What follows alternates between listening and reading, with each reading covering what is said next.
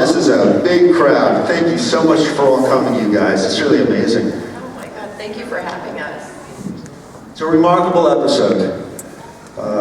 We all remember watching it at the time, and seeing it now, it just only magnifies its grandeur. Here on the 25th anniversary of Star Trek Deep Space Nine, ladies and gentlemen. Means we're old. Actually, everybody looks beautiful, and Ira, we're going to take right to you on point on this. The genesis of the story actually follows through a story from Marc, and then teleplays by you and Hans, I believe, and there also, I think, Robert Hewitt Wolf was involved as well. Can you kind of dissect the origins of it? Well, Marc, why don't you start? Tell us what you originally pitched. Thank you, Ira. I appreciate that.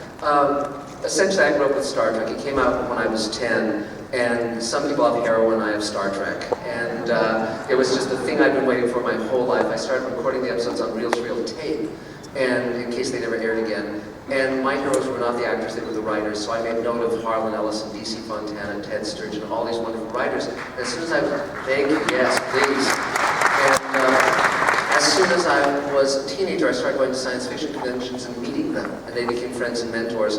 And so Ted Sturgeon was my mentor when I was a teenager, and he wrote Amok Time and Shore Leave, but I also knew that he was writing for Galaxy and Magazine of Fantasy and Science Fiction and Astounding and all these great pulp magazines in the 50s. And when I knew him, he would go to conventions and he would be like a god, but in his private life and his personal life, he was impoverished. He wasn't even living in an apartment, he was living in a converted laundry room in Silver Lake. And I thought I wanted to pay homage to the writers who we wouldn't have a Star Trek or a Star Wars if not for those guys who were writing for the love of it, for a penny a word or 5 cents a word, and they were where we came from. And I wanted to honor that and show that world, talk about why science fiction was important and why speaking our truth was important. And so I came up with this idea. Now, it's interesting because when you're a freelancer, it's a very different world than being on staff, because I've been both on staff and on freelance. And so I came up with this idea. I knew I wanted it to be about our Deep Space Nine characters in the 1950s in a science fiction magazine world of science fiction, and have all of our actors who previously we'd only seen them in makeup, like Armin and so forth, we'd see their real faces. But the rationale for why that would work, you cannot as a freelancer go in and say, well, it's just a dream, it's just a hallucination. They'll tase you and throw you into the street. So I worked up a rationale for why that was happening that was a little ornate, and I didn't really like it.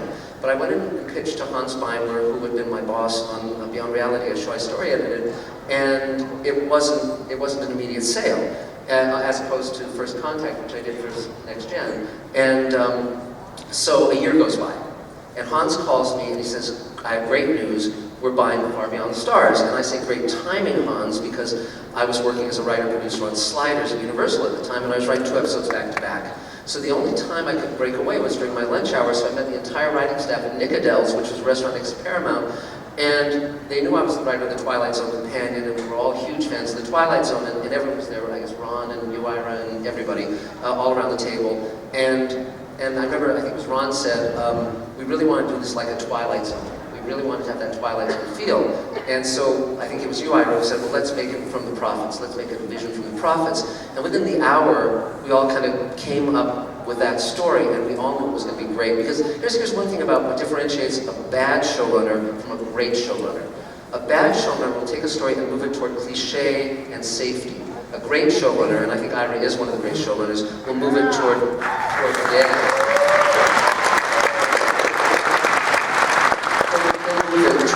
profound truth and risk.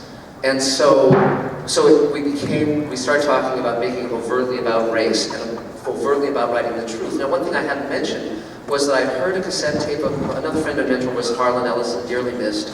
And he had done a tape about writing in the 50s, and he talked about in those days when he was in New York, they would get the cover painted first, and then he'd run to the office of the magazine editor and soliloquize, rhapsodize about the covers. That was the greatest thing ever done. And then he'd get the assignment to write the story based on the cover. And he said the worst one ever that he had to talk about as it comes to the Mona Lisa was a painting of a woman sunbathing on a New York tenement rooftop, and a giant grasshopper was looking over the lip of the building at her.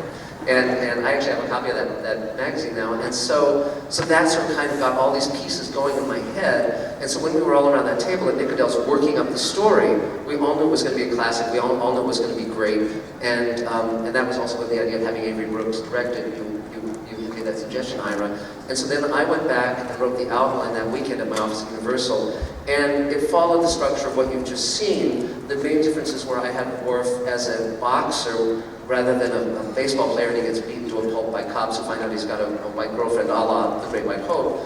And the ending, in my version, the Armin character manages to get him to publish the story, and so the truth gets out.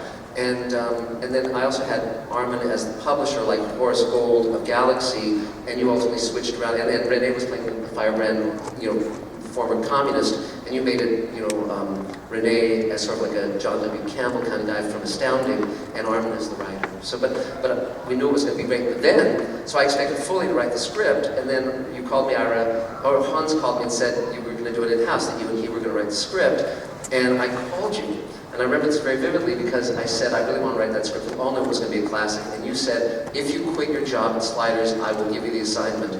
And I actually considered it because I knew this was going to be a landmark, but I was writing 2 episodes back to back and I could not let Sliders down. So ironically, when the episode was finally filmed, I went on set to get a photo of the cast, and at the same time, that same week, they were filming the Sliders episode of mine called World Enough and called Slide Cage, and I'd written a role for Armin in that episode in which he talks about his favorite TV shows, Beauty and the Beast, not the Disney one, the Ron Perlman one, because we both worked on that show and he played Pascal, and he wasn't available because he was doing my DS9 episode, so if you ever watch that Sliders episode, a different actor says that line and it makes no sense. Okay, let me shut you down there because we're real tight on time. I want to take it back to Ira, and Ira, now you have this outline. How do you now finish off the story into a teleplay with Hans? And again, was Robert Wolf involved? And how do you now implement and make the story go forward into a film piece? To be as brief as possible, that is almost the way it happened. What happened was, in my recollection, was that Marc pitched a story about Jake Sisko getting involved with a bunch of writers from the 50s, and it was a bunch of aliens who were looking down to see how that all went, and we passed on it, and about a year later, while driving to work, I got the idea of dealing with the racism issue. And it was the racism that got me interested in doing the story. So then we did something that I don't usually do, but I did know Marc. So I said, okay, instead of just taking it from him like we've done in the past, and just paying either for the story or for the idea, we brought him in and we pitched the idea to the freelancer, which had never happened before or since. And Marc went off and wrote the story. I think I remember asking you if you would quit Sliders, but we just knew it was going to be an important show and we wanted to write it because with Avery directing it, we didn't have time to really let a freelancer take a pass. But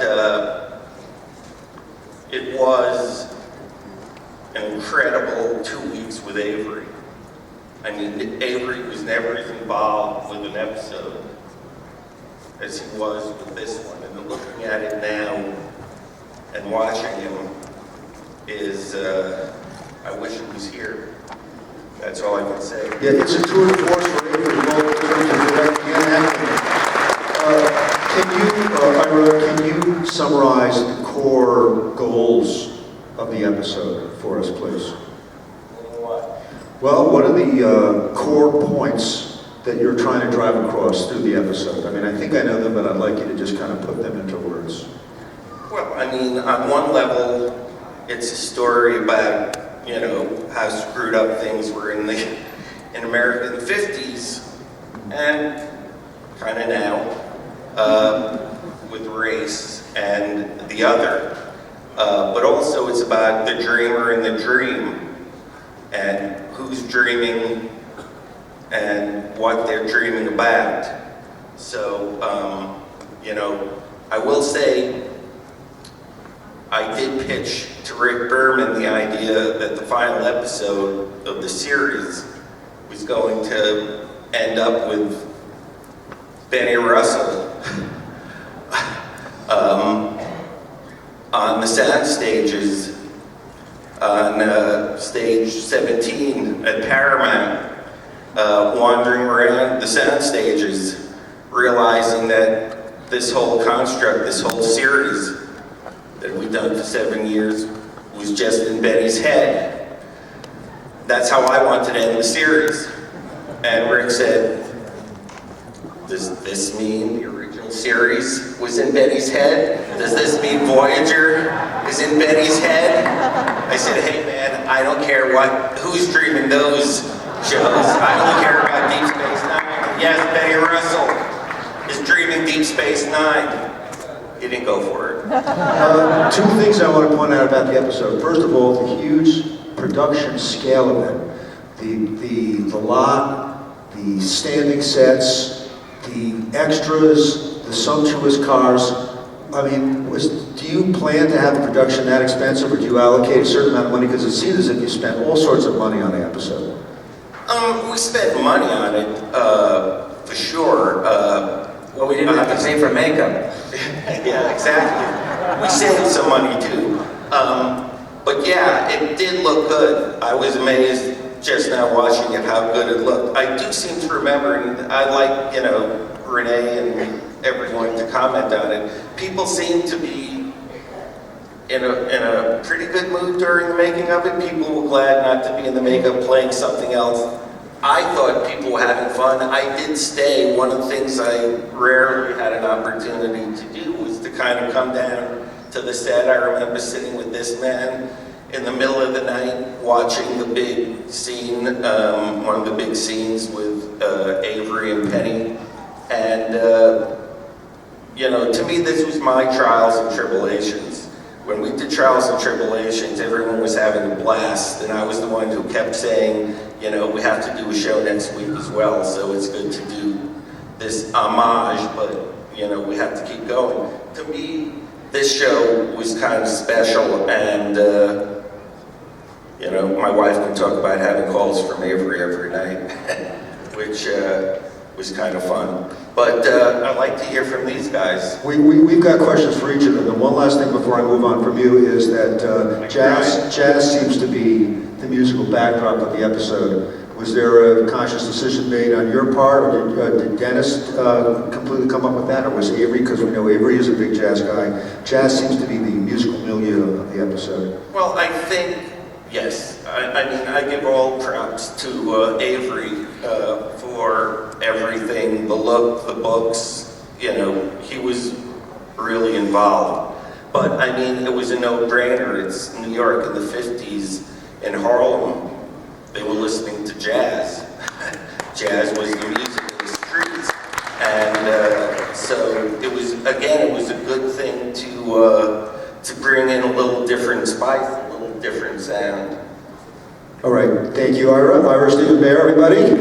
You're Shimerman. Will you turn this over to Cirroc right now? Cirroc, great to see you again, brother. Good to see you. And Cirroc, you have a wonderful and tragic character in the episode, Jimmy the Hustler. Talk a little bit about how they approached you about the character and your character arc over the course of the episode. It's pretty sad, actually, pretty tragic. Yeah, what happens to him in the episode is tragic, and it also speaks to what happens, in reality. Society. In society today, we have these, incidents in which people are, brutally beat down on the streets, sometimes killed, shot. And They're forced into decisions because of the social situation. Sure, and there's a lot of things that are at play as far as, judgment and discrimination and the same kind of elements that we were touching on in the show.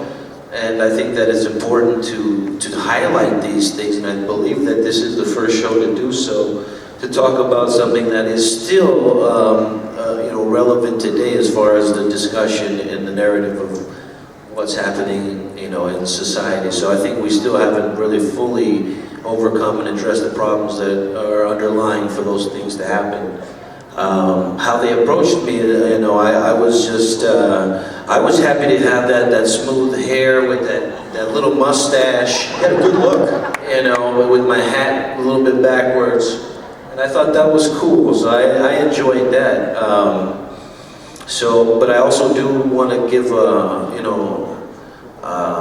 a special thanks to Avery for bringing his vision, you know, to that project, because there wasn't electricity on the set when we were filming. I remember other people coming from other places around Paramount Lot to come visit and watch the filming when we were doing the backlot shots. So it was an energy on the set, and you know, in the hair, makeup, everybody was, wardrobe, costume, everybody was worried, you know, on their job, and I felt like it was a good collective effort. But I also want to say thank you to all of you who have received the show and are here and supportive throughout the years, getting fans of the show. And it's that kind of love that's kept it alive and kept it relevant to this day, so thank you. One thing I want to say is that the relationship between you and Avery, the love that's there is so apparent and so genuine that, and I love how the character of Benny and Jimmy, Benny feels very paternal towards Jimmy in the episode, just as Cisco does for his son. And that juxtaposition and the fact that you two really do love each other comes out in the portrayal and the performance. That translates right through. Yeah, that's real. That's just a real thing that we have, just like Aron and I have a real thing. What we do is real, and how we feel is real. But to be able to, you know, translate it onto film is where, you know, the magic of it. So the relationship with Avery is a natural, real love that I have, a real bond that we share. But I will also like to add, because I may not have the chance to, give you a little insight from my personal discussion with Avery about this episode.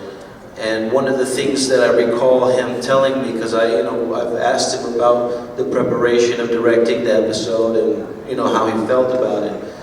But I thought it was important to say this, and that is, a lot of thought went into that episode on his part as well. So, for example, the hat that he's wearing was something that reminded him of a period of time that he purposely went through, that he personally experienced. The hat that he chose for me to wear was also somebody that he knows who wore a hat like that. He knows the name of the kind of hat, and I don't want to mess it up, but he names the hats specifically. He also names parts of the set that are in Benny Russell's quarters that he had drawn up for the episode. The books that are on the shelves in Benny Russell's apartment were strategically placed and have purpose and meaning behind them. So if you watch the episode again and were to go into slow motion and observe the things that are in his place, the artwork, the books, even the door, for example, is a door that is made by the Dogon tribe in Africa, and that's a door that he wanted to have on the set. So there's also very hidden subliminal messages inside of that episode, a lot of treasure. We can feel his imprimatur visually throughout the episode in so many places. Absolutely, and the books, as I say, are specific books that he wanted to leave behind in the record that he wants people to read. Right. So there's a lot of subtle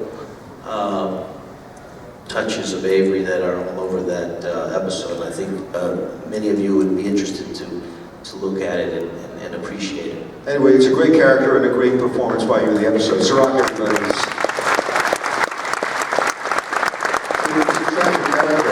Going to move on to Aron Eisenberg. Let's say hi to Aron, everybody. Aron, I loved your newsy character. I mean, we don't see much of him, but he's a lot of fun. Thank you. Loved your accent, loved your swagger. Tell us a little bit about how you approached that. Well, to be honest, I was really terrified because I wanted to do a New York accent. And my fiance always tells me I'm awful at accents. I have a horrible British accent. So back then I was really nervous that Avery would be like, look man, this isn't working, can you do this again? And luckily he didn't, and everything went really well, and the scene went really well, and I had a lot of fun doing it. And to be honest, I was really blessed to be given that little role. I wanted to do something out of makeup. I thought my paycheck might be bumped a little because we weren't in makeup. But that didn't happen, unfortunately. But truthfully, to be included with everybody in this episode was an honor. I mean, just in the show in general was an honor, but I was really blessed to be allowed to be on this show, this episode, out of makeup, and it was a lot of fun. And how did it feel to be liberated from that makeup? Well, I mean, it was great. It was different because then it's no longer Nog. But the truth is, I love the makeup because that's Nog. So I don't have a problem with the makeup because once everything's on and the teeth pop in, there he is, and I absolutely love the character. So I don't mind playing in makeup at all, but it was really great to do an episode out of makeup. And I was thankful that you put me in, so thank you. He's a great character. Let's hear for Aron. Thank you. Okay, I want to turn my attention to our good buddies Jeff Combs and Marc Alaimo. Let's have a nice hand with them.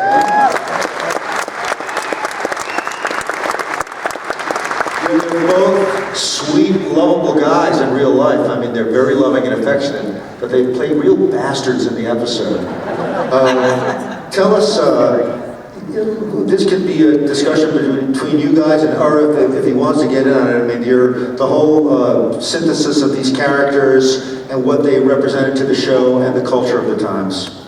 Well, I know that Marc was not that happy about doing that role, being the guy who was going to beat up. They were mean dudes.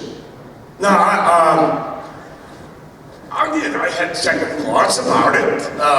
Here I was, playing a racist, beating up a guy that I really love. But that's why I'm an actor. But I loved being there that night shoot. Because the ambiance was all about the 50s, and I was a kid in the 50s. And the fashion, the dresses, the clothes that the women wore, and the hairdos, and the cars. The cars were amazing.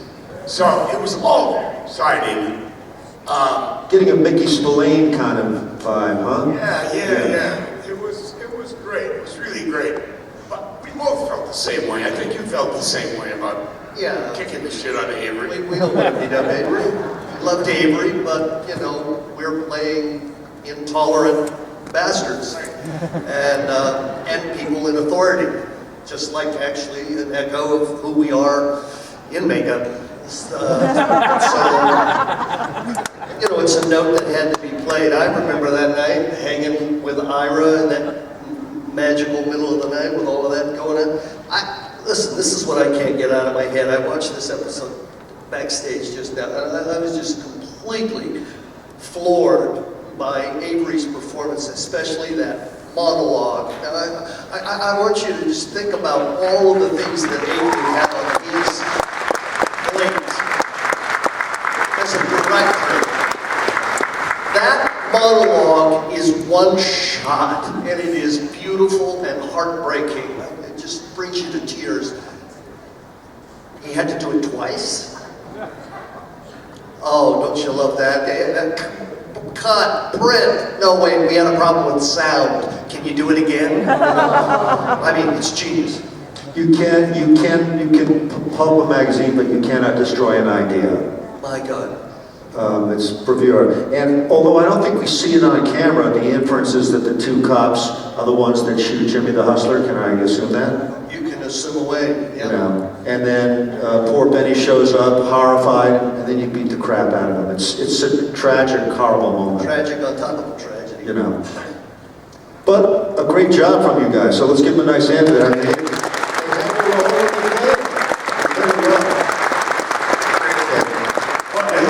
Shoot him in the back when he was running away.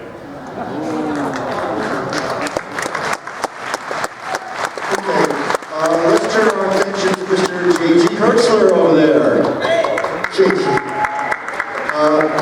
First of all, it's great to see you out of makeup, and we love you in makeup, but your character, Roy Rittenhouse, was a pulp fiction artist, which is really kind of cool because those pulp sci-fi magazines of the 40s and 50s were partly defined by the incredible artwork that they had in them. So it's kind of a cool character to play. Well, of course, the 50s was well before my time. But I found out what Avery said was that my hair's white, and it was white during that show. But they tinted it, made everything dark brown or reddish brown. And when I first walked out to the set, Avery said, "Oh, what have they done? What have they done?" I wanted that shocking white hair. I said, "Well, I think I love you, Avery. I could keep my hair." But that's why I had the dark hair. But I also had a question about that cowboy shirt. It sounds like I was wearing a cowboy shirt, and I saw the episode a couple of weeks ago, and I said, "What the hell was I wearing that cowboy shirt for?" Because of the Rittenhouse aspect, I'm sure. But I just want to say one thing, then I'll give up the mic. This show, and this show alone, stands out to me as the basis for an entire series that should be happening. It takes place in the 50s in New York City. That's exciting. It can go to the future, wherever it wants to go. That's exciting. It can deal with any subject that it would want to deal with, and that's exciting. So please use this show as the basis for a series. And cast me.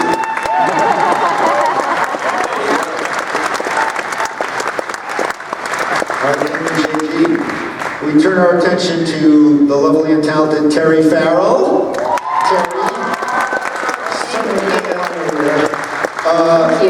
Darlene Kursky, she was the new secretary, and they didn't even know who she was when she first popped up.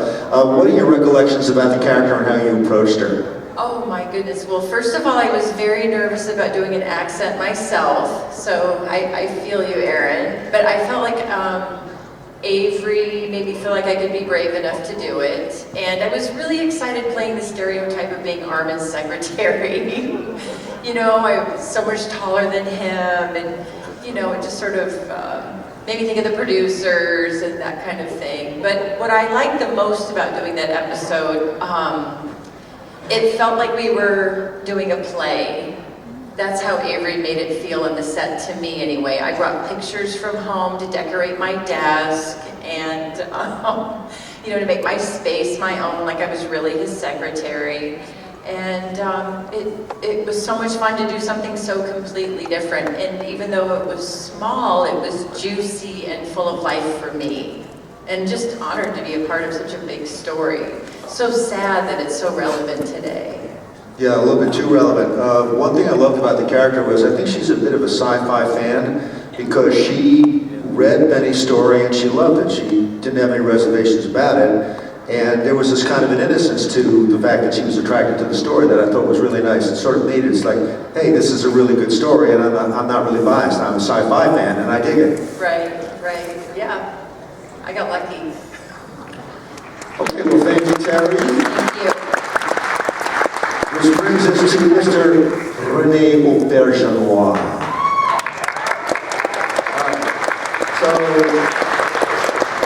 So, he's an irritating, a wonderful character, but an irritating character. Editor Douglas Pabst. Wait. Irritated or irritating? Both. I'll second. There's a few different things that are going on. First of all, there's a kind of a B story between him arguing with character Herb Brasov, played by Armin, and you've almost got the same Odo Quark dynamic going on again all over again here in the writer's pool. So that's funny. You two were playing off each other on that, right? Well, yeah, we played off each other as actors, and we have a history of playing off each other, and so I didn't think of him as Quark. I didn't think of myself as anything like Odo. The big ring between the two is clearly more than a coincidental juxtaposition, though. Yeah, I guess so. I don't know. I just did it. Mine is not to question why. I remember a lot about that, but I remember Ira coming and saying, so, this guy is not a nice guy. Are you going to be, I think he was worried that I was going to be pissy about, oh shit, I have to play a bad guy. And of course, that's what I do for a living a lot of times. You know, I mean, Odo wasn't a bad guy, but a lot of characters I played are bad guys. I just want to say about being in it and, you know, to see it and see bits and pieces of it. The things that pop out at me is Avery's incredible passion. And, you know, every time a director comes, they have a real, you know, they want it to be the best thing. But Avery had invested so much of himself into this. And so it was great to work with him. And then standing back there, I went, oh God, Brock Peters. Yep. Oh God. Legendary. This is geezer talk, but when I was a very young actor, I played Rodrigo in Othello, and which he played a brilliant Othello. So there you go. Anyway, that's, you know. Thank you, Rene. Rene Auberjonois. Very good. That takes me over to Armin Shimerman. He's down there somewhere. I think he is, right? There he is. Let's have it here for Armin, everybody.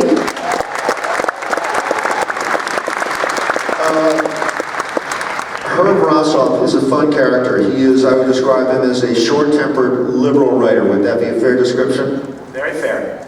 Tell us about how you were pitched the character and how you approached creating the character. As Marc told you, I originally thought I was going to play Rene's character. Very happy to play Herb instead. Forgive me, I'll ask the writers. I'm assuming Herb has a lot to do with Harlan Ellison. Yes, yeah. Harlan Ellison was described to me the same way Adam, you just described Herb. So it was a delight. Avery and I want to second, third, fourth, fifth Avery's commitment to this episode, not only as a director, which was beyond, but also his work as an actor.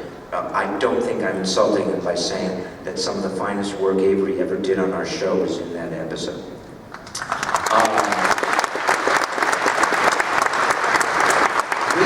I remember we had one slight contretemps, which is that, in reference, Adam, to something you said to Rene, I don't think it was about our relationship, Rene's and mine, but he said, well, you got to approach this the way Quark does. And I said, no, I've spoken to Marc about this. Herb has nothing to do with Quark. I play Quark, and that synergism will be there because I'm the same actor. But Herb is not Quark, and I don't have to have the same qualities as Quark. And he heard that, and it's a tribute to Avery. He heard it and said, okay. It was not his first intention, but he listened to me and he went with that. It was splendid to play something other than Quark. Not that I don't like Quark, but it was splendid to do something else. It was splendid to see all of you as other characters. You too.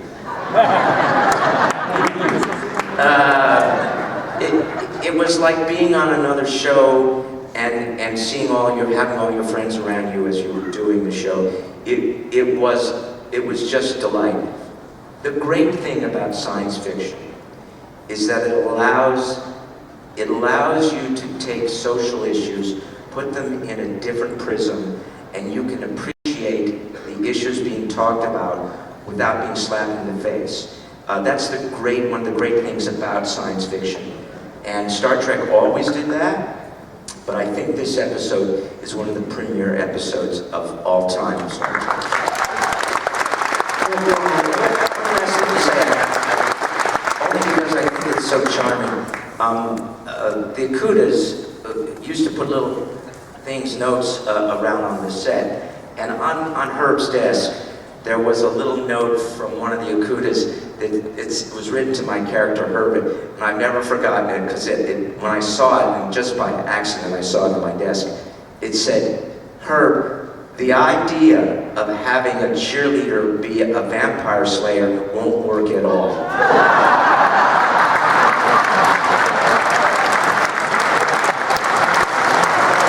And that was my wonderfully a joke between the Akutas and me. This is the first time I think I've ever shared it, so thank you. And although we haven't really said it, I mean, it's sort of the obvious is that the episode is also a loving homage to sci-fi writers and to the tradition of sci-fi writing as it arose out of the pulps of the 40s and 50s and now onwards into television and other media. But there is definitely something loving about it in the way that it presents this group of writers in the, what was it, the Trill building, I believe it was the location of it, as i.e. the Brill building. But now I want to get to Nana. Nana, visitor, ladies and gentlemen. So, I just bring Aron into this just a little bit. Casey Hunter, her character, was modeled maybe after DC Fontana. Is that what I heard? Something like that, or?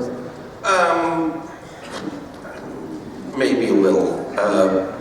And I should mention that in that regard, there was a husband and wife team, Henry Kuttner and C.L. Moore. Sidney's character. It was based on C.L. Moore. That was the whole, yeah. And so Nana, I mean, she's a wonderful character for a few reasons. First of all, she's very sympathetic to Benny and loving, and he needed that loving and nurturing. But also, she's rightly pissed off about the fact that she is a woman sci-fi writer, and she's, as usual for the 50s, another woman with incredible talent being marginalized by the male establishment. And that's an important role to play. Yes. First of all, I just want to briefly say happy anniversary of 25 years of this relationship and this one. Yay!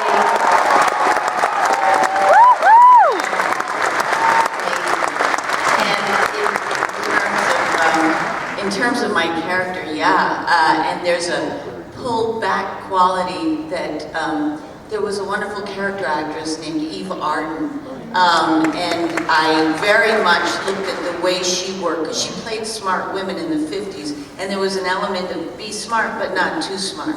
Don't take too much attention, don't be too female, just get in there and get out so that you can get your agenda pushed.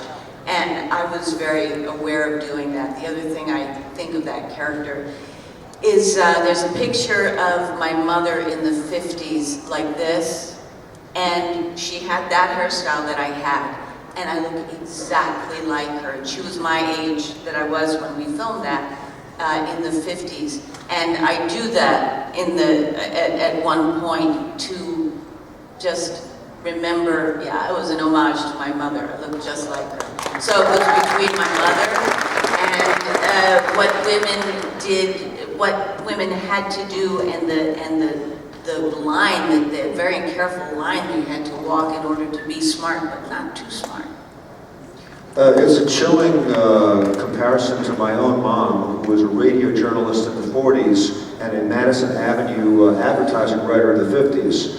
And she also had to keep under the radar and a low profile, and could sometimes actually represented herself as a man in order to get her work sold.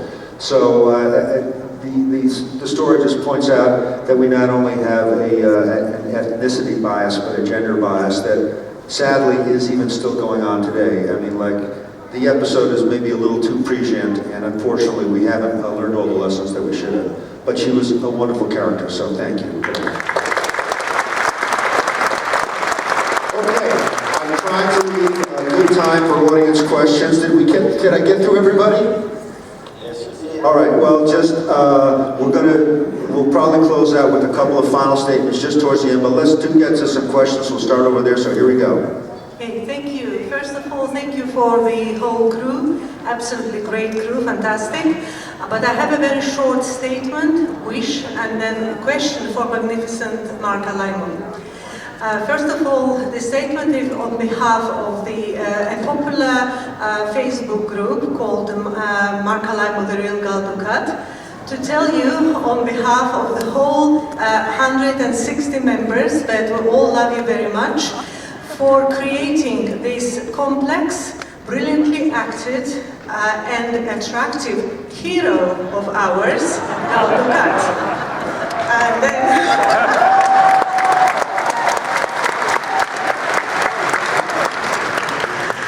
the wish is that we hope to see you more often in Europe, and we hope to see you in London for the documentary premiere of DS9. That's the wish, and the question is whether you have some, or you had some wishes in the past that there was a deeper storyline for Gal Gadot that didn't happen. For instance, for us, it would be very interesting to see Gadot as a pirate more. And what do you think about it? So what would be a storyline that is missing from the classical DS9?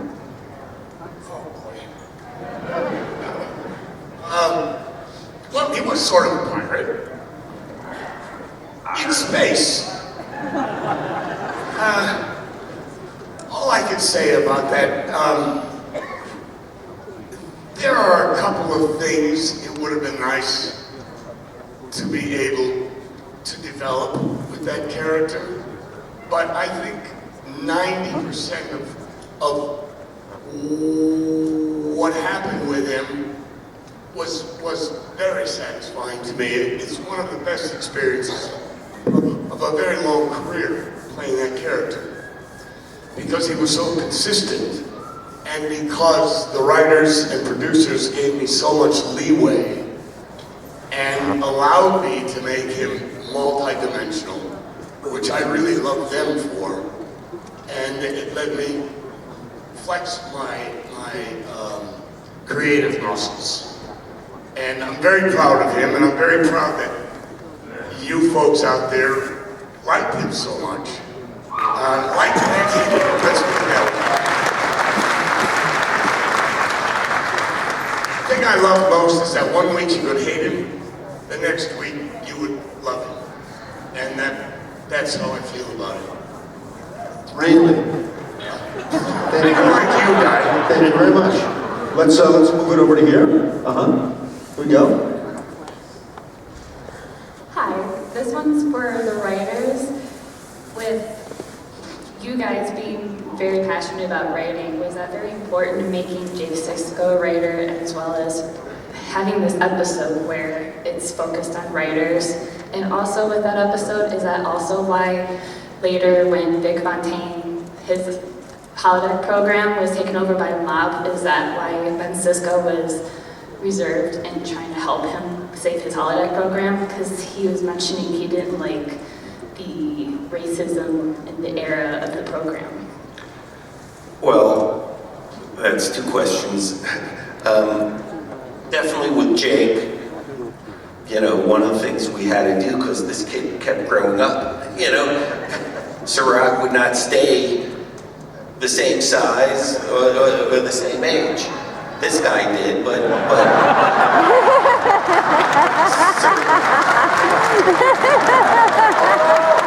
so we needed to do something. We needed to give him something. We needed to mature him. And look, you're sitting in a room 1,000 hours a day talking, writing stuff. It was like, you know, none of us knew anything about life. You know, we couldn't make him a certified public accountant or a doctor or anything else. We didn't know anything about that. The only thing we know is writing and creativity. We could have made him a movie director, but you know, didn't get enough. So we made him a writer. And the other thing that I do have to say, all kidding aside, is that Cirroc projects, you know, even as a kid, there was a sensitivity and an intelligence to the character that made it believable. You know, in episode 1 of season 8 in the doc, he's still a writer, so that still works. In terms of Bada Bing, you know, look, you know, I worked with Avery for 7 years, and I got to know him pretty well within the work environment. And I know the strong feelings he had in terms of the history of race relations in the country. And, you know, yes, as everyone knows, and at the time everyone wished did not exist, I like Vegas, and I like the history of Vegas in the 50s and 60s and the Rat Pack and all that stuff. Just the thing. But at that same time, it was an incredibly racist town. It was. You know, black performers could not stay at the hotels where they performed. I mean, it was unbelievable, the shit that was going on. And, you know, if we let it, it'll come back today. But that, I know there are people who hate when we get political, so forget that. But the idea is we have to just make some note of the fact that in reality, yes, it's nice that Cisco, you know, helped, you know, the Rat Pack singer, but in reality at that time, they'd be clocking him if he even walked into a casino. That's the truth. So we had to at least make mention of that tragic time. So there you go. All right, great explanation. Okay. My question is for all the great people who appeared in the episode. And I noticed that one thing I enjoyed about the episode very much was the brilliant dialogue that was written by Ira and others. And it was very different from any other DS9 episode. It flowed with a different tempo, it flowed with a different cadence. So did Avery Brooks, as a director, kind of like, was he a dialogue coach very much so when all of you were speaking your lines?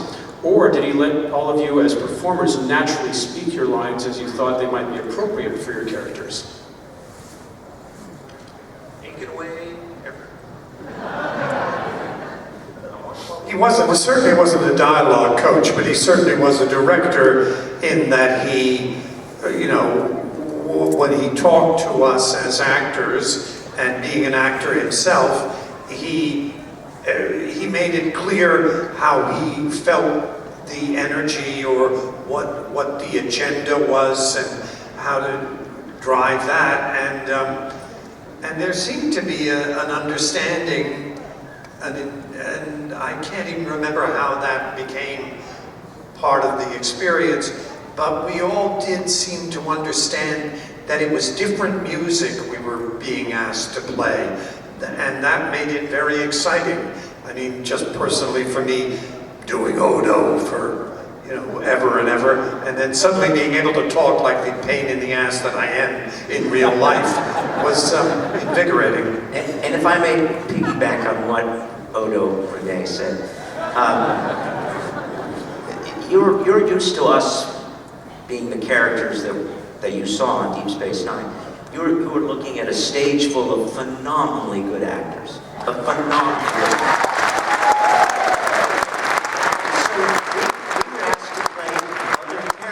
Other than what we were playing.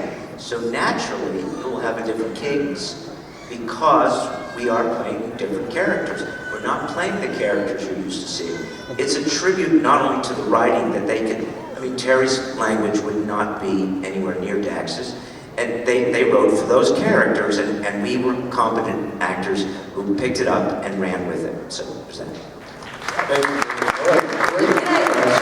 I think he was really an actor's director, so he really trusted that he'd have a conversation with us, and then he trusted his relationship he had with us.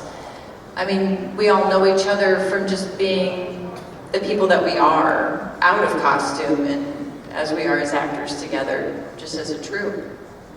Which makes it different too, and you might not think of it that way because you're used to seeing us from the characters of Deep Space Nine. Okay. Okay, we are getting very low on time over here. Hi, my question is directed at any or all of the cast members, if you'd like to chime in. I was just wondering, 6-7 years is a long time to play a character. Did you ever feel like you absorbed your character's traits into your own personalities?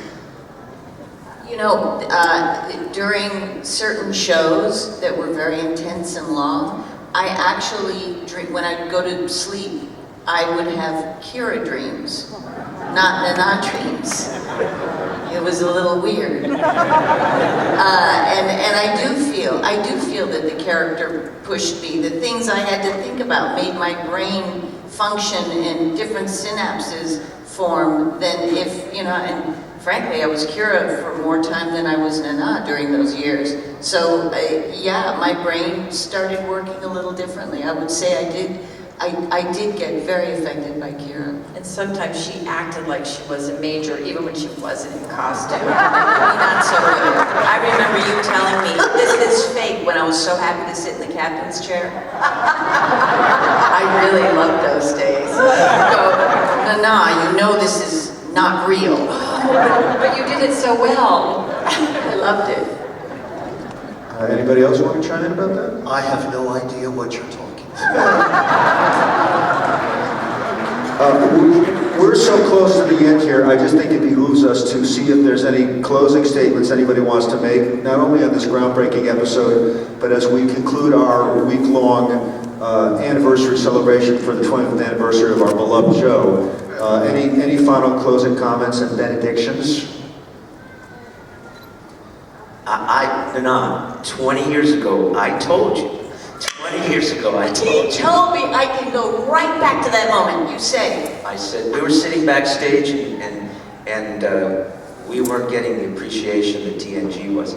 And I said, wait 20 years. And they'll come around to us. Just wait, just wait.